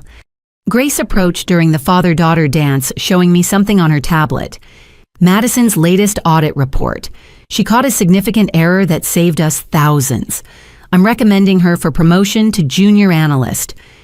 I watched my sister dance with our father, both having learned hard lessons about choices and consequences. Approve it. She's earned advancement through merit, not manipulation. As evening settled, Derek and Madison cut their modest cake while friends shared stories of their journey. Each tale highlighted moments of choosing honesty over deception, effort over entitlement. The collection of stories painted a picture of redemption earned daily through small decisions. No honeymoon cruise. Someone joked, referencing the elaborate gift that had helped expose the original deception. Madison laughed freely. We're camping at the state park for a long weekend. Turns out the best adventures don't require luxury ships or first-class anything. Just two people committed to exploring life honestly together. I found myself genuinely happy for them. The sister who demanded 5 luxury items had discovered value in simplicity. The woman who'd stolen for appearances had learned satisfaction in earning. The bride who'd wanted to impress strangers had chosen to commit before only those who mattered. "Thank you," Derek said quietly, approaching as the evening wound down.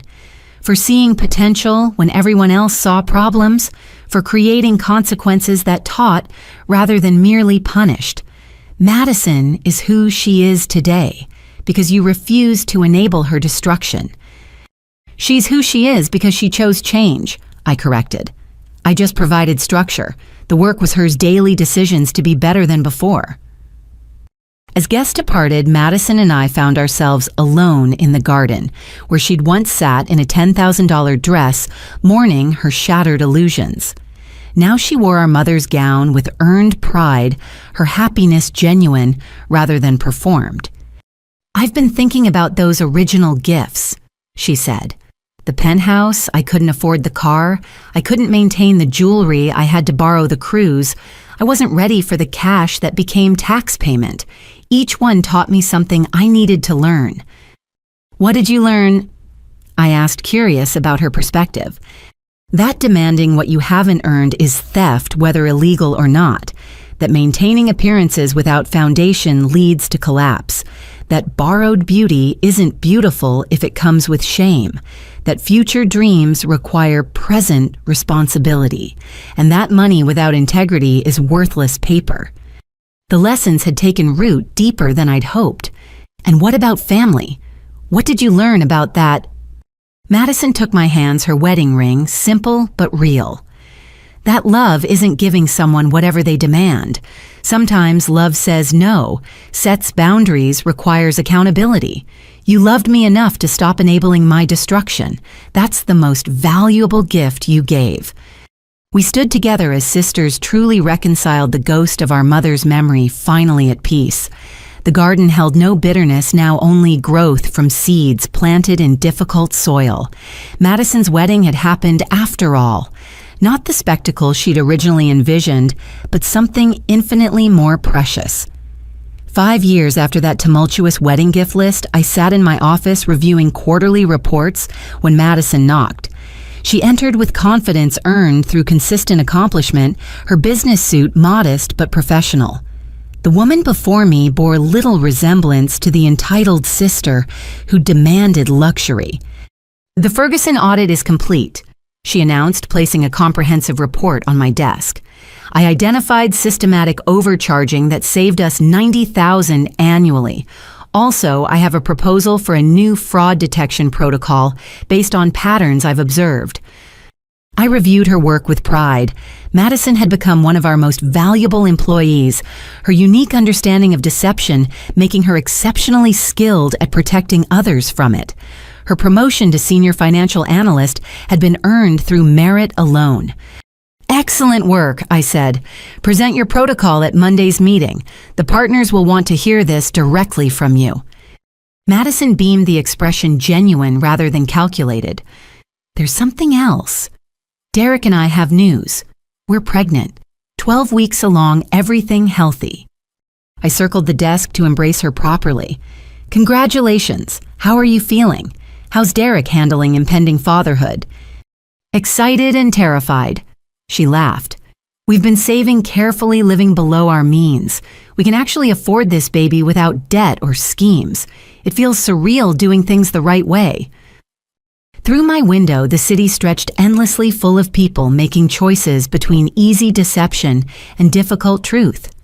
Madison had traveled from one extreme to the other, learning that integrity required daily decisions rather than grand gestures. "Any requests for baby shower gifts?" I asked teasingly.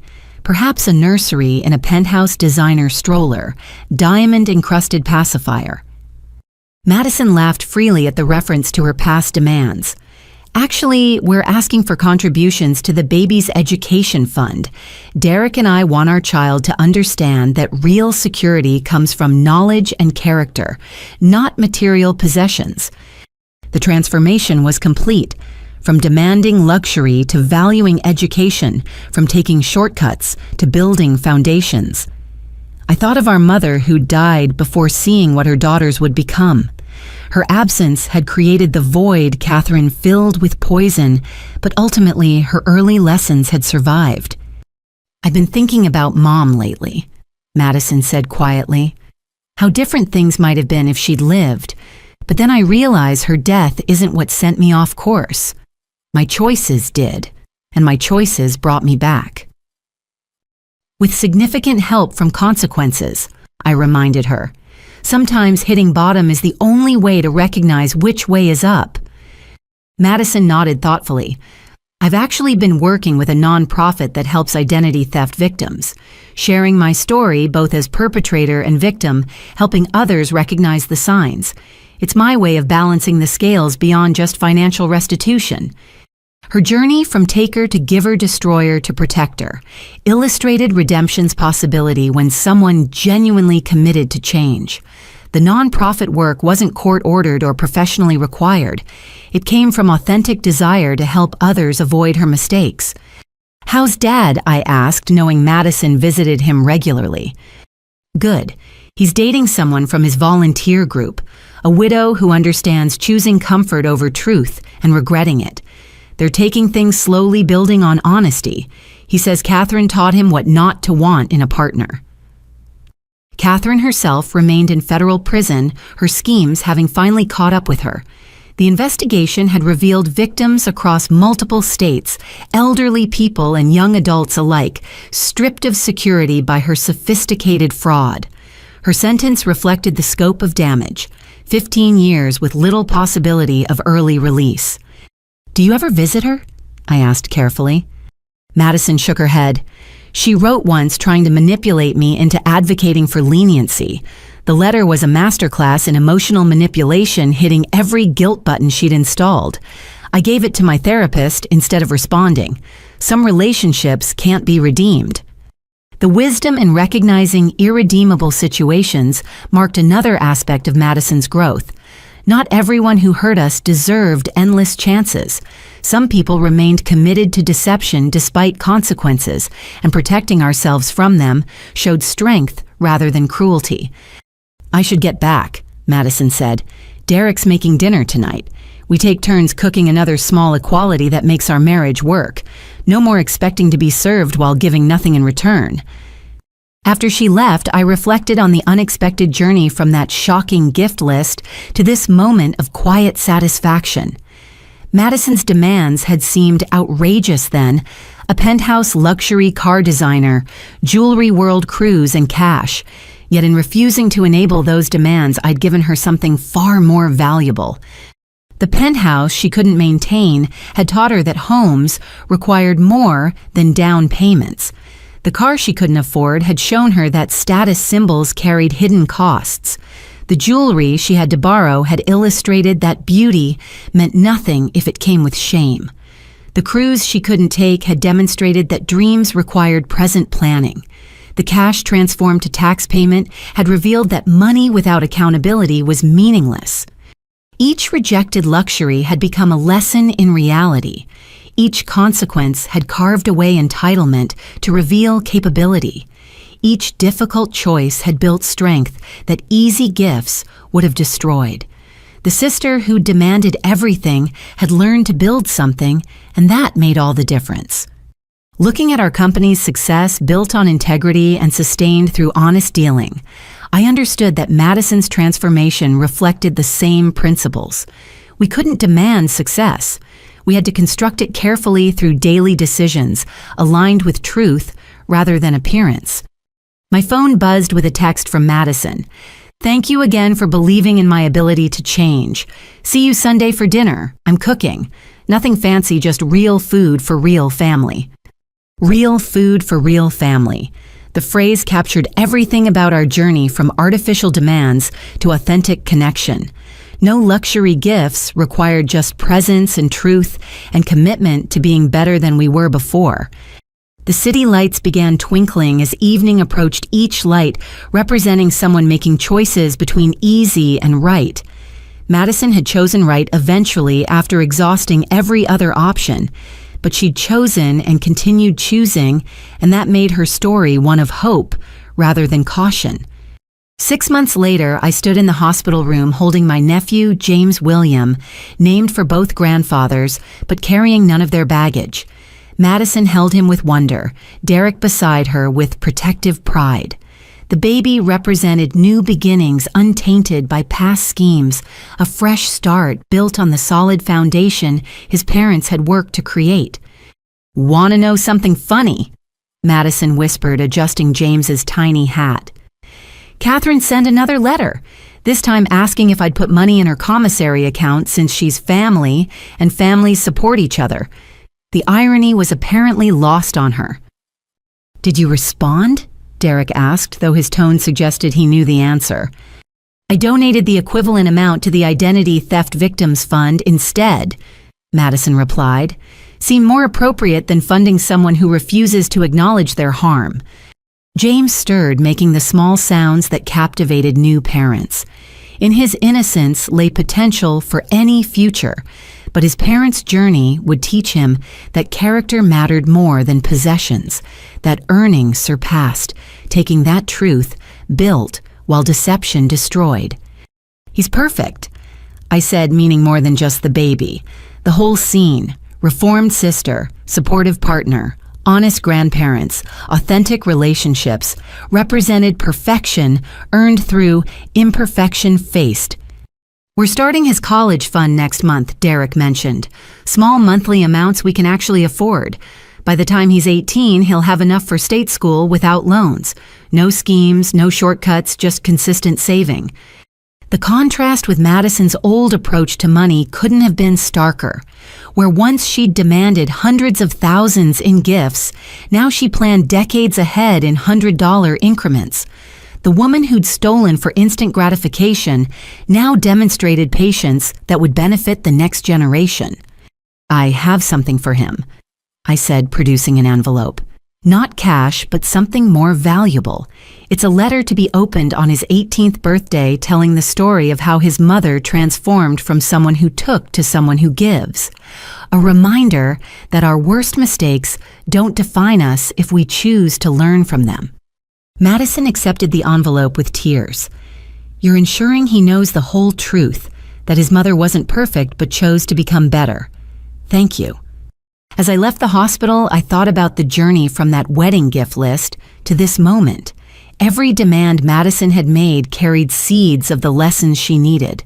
By refusing to enable her destruction, I'd participated in her reconstruction. The gifts she'd wanted would have deepened her deception. The gifts she'd received, consequences, accountability, and opportunities for redemption, had saved her life. The city buzzed with evening activity as I drove home. Somewhere another family was probably dealing with similar dynamics. Entitlement, meeting, reality deception, confronting truth relationships, hanging in the balance between enabling and empowering. I hoped they'd find their way to the harder but better path. Madison's story had become one of my company's case studies in fraud detection and redemption. With her permission, we shared it in trainings, showing how sophisticated deception developed and why addressing root causes mattered more than punishment alone. Every time someone recognized their own patterns in her story and chose differently, the gift multiplied. That night, I found an old photo of Madison and me in our mother's garden, the same one she'd used to manipulate sympathy during her schemes. But now I saw it differently. Not as ammunition for guilt, but as reminder of potential. The little girl holding my hand had been worth saving even when the woman she'd become seemed irredeemable. My phone lit up with a text from Dad. "Thank you for showing us both that love sometimes means saying no. Your mother would be proud of the woman you've become and the sister you've helped Madison become." The message completed a circle started years ago with a different text, one demanding luxury gifts and threatening exclusion. Between those two messages lay a universe of pain, growth, and ultimately redemption. Not the easy redemption of forgiveness without change, but the hard-won transformation that came from facing truth and choosing differently. As I prepared for bed, I thought about the questions people always asked when I shared this story. How could Madison have stolen from family? How could Catherine have manipulated so effectively? How could Derek have stayed despite the deception? How could I have structured consequences that taught rather than merely punished? The answer to all those questions was the same choice. Madison chose theft until she chose honesty. Catherine chose manipulation until consequences removed that option. Derek chose to see potential beyond problems. I chose to believe redemption possible even when evidence suggested otherwise. Every moment contained choices between easy wrong and difficult right, and those choices accumulated into character. Madison's transformation hadn't been magical or sudden. It had been built through thousands of small decisions, choosing to work rather than steal, to save, rather than spend, to face shame, rather than create new deceptions. Each choice had been a gift to her future self, creating the woman who now protected others from the crimes she'd once committed. The greatest gift hadn't been the penthouse or car or jewelry or cruise or cash she'd demanded. It had been the opportunity to discover who she could become when stripped of shortcuts and schemes. That discovery, painful and slow and ultimately liberating, was worth more than all the luxury items in her original list. Tomorrow would bring new challenges, new opportunities for both growth and regression. Madison would face them as a senior analyst, wife, mother, and reformed person, still paying restitution for past crimes. But she'd face them honestly, and that made all the difference between the life she'd demanded and the one she'd earned. Looking back at that shocking gift list, I felt gratitude for the clarity it had provided. Madison's demands had forced confrontation with years of enabling deception. Her outrageous expectations had made halfway measures impossible. Her complete disregard for others had required equally complete restructuring of our relationship. Sometimes the worst moments catalyze the best changes. Madison's wedding gift list had been one of those moments, shocking in its entitlement, perfect in its revelation of how far she'd fallen, ultimately valuable in forcing the confrontation that began her redemption. As sleep approached, I wondered what gifts life would demand next, what lessons would come wrapped in crisis and conflict. Whatever they were, Madison's story had taught me that transformation was possible for anyone willing to do the work. The gifts we really need rarely match the ones we think we want, but accepting that difference opens doors to becoming who we're meant to be. The city slept outside my window, millions of souls wrestling with their own choices between truth and deception, ease and integrity. Some would choose, as Madison initially had, seeking shortcuts and schemes. Others would face consequences and choose transformation. The gift of possibility remained available to all, waiting only for the courage to unwrap it. In the end, that's what Madison's story illustrated. Not that people were good or bad, but that we all existed in the space between our worst impulses and best possibilities. The journey from one to the other required guides willing to provide structure rather than enable destruction. I'd been that guide for Madison as others had been for me in different ways. The gift multiplied through generations, each person who chose growth over comfort, adding to humanity's collective wisdom. James would grow up knowing his mother's full story, understanding that perfection wasn't required for love, but that honesty was essential for trust. He'd learned that gifts came in many forms, that the most valuable ones often appeared as obstacles, forcing us to become stronger. His life would be built on the foundation his parents had constructed from the rubble of their earlier choices. And somewhere in the future, when faced with his own moments of temptation, perhaps he'd remember that his mother had once demanded 5 luxury gifts, but received instead the priceless opportunity to discover her true worth. That memory might guide him toward integrity, adding another link in the chain of redemption that began with a shocking wedding gift list and transformed into a legacy of truth. The gifts we demand reveal who we are. The gifts we accept show who we're becoming. The gifts we give demonstrate who we've chosen to be. Madison had traveled the full journey from demanding to accepting to giving, and in that transformation lay hope for anyone willing to exchange comfortable lies for uncomfortable truth. As I finally drifted to sleep, one last thought surfaced. Thank you, Madison, for demanding those 5 impossible gifts. Without them, we might have continued the dance of enabling and entitlement forever. Your greed became our grace, your schemes, our salvation. The sister who'd tried to take everything had ultimately given me the greatest gift, the opportunity to help her discover that earning beats taking every time. The story that began with demands for luxury ended with gratitude for lessons. The wedding that collapsed in scandal had led to a marriage built on truth. The theft that should have destroyed our relationship had ultimately strengthened it through the alchemy of accountability. 5 gifts demanded 5 lessons learned, countless lives changed by choosing the harder, better path. If you've stayed with Rhonda and Madison's story until the end, you've witnessed the power of choosing truth over comfortable deception. We all face moments when taking shortcuts seems easier than building honestly. Have you ever had someone in your life demand unreasonable things from you? How did you handle it? What did you learn from setting boundaries instead of enabling destructive behavior? Share your thoughts in the comments below. Your story might help someone else facing similar challenges. If this story touched your heart or opened your eyes to dynamics in your own relationships, please hit the like button and subscribe to our channel. These stories of redemption and growth need to be heard, and you can help by sharing this video with anyone who might benefit from Madison's journey. Thank you for spending this time with us, for believing that people can change, and for understanding that sometimes the greatest gift we can give someone is the opportunity to face consequences and grow. Remember, the gifts you truly need rarely match the ones you think you want, but accepting that difference opens the door to becoming who you're meant to be. Until next time, may you have the wisdom to recognize the difference between enabling and empowering, the courage to choose truth over comfort, and the grace to believe in redemption, both for others and for yourself.